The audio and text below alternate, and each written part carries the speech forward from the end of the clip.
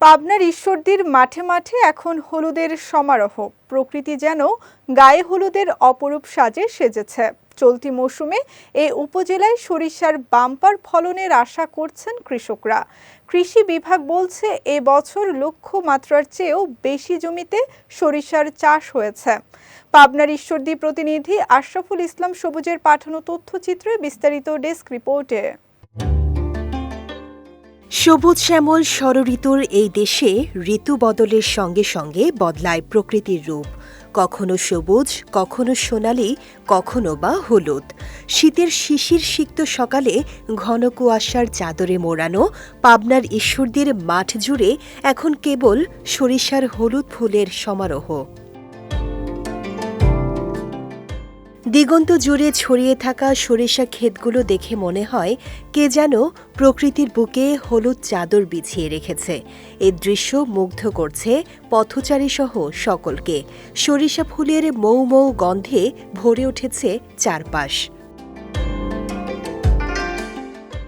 ঈশ্বরদীর সাঁড়া, সলিমপুর, দাসুরিয়া, পাকশি, শাহপুর, মুলাডুলি ও লক্ষ্মীকুণ্ডা ইউনিয়নে এবছর ব্যাপক হারে সরিষার আবাদ হয়েছে।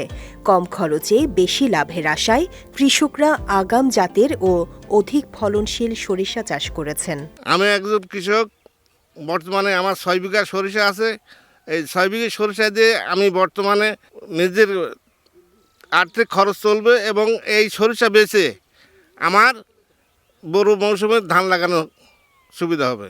এই থেকেই আমরা অনেক কৃষক আছি যে সারা বছর আমরা নিজেদের এই তেলটা হলো ভেজাল মুক্ত তেল খাইতে পারি, আবার বিক্রি করতে পারি, নিজেরা মেহমানদারি করতে পারি, আত্মীয় স্বজনের বাড়িতেও আমরা দিতে পারি।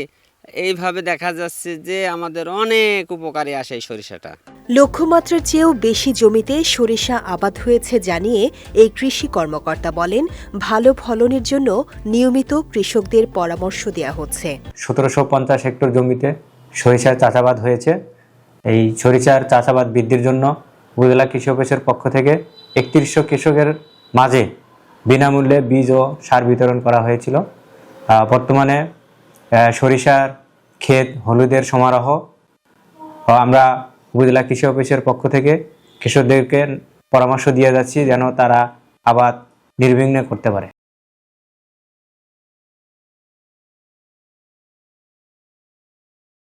এবছর ঈশ্বরদী উপজেলায় প্রায় 1750 হেক্টর জমিতে সরিষা চাষ হয়েছে। আবহাওয়া অনুকূলে থাকায় বাম্পার ফলনের আশা করছেন সংশ্লিষ্টরা। বিজয় টিভি নিউজ ডেস্ক।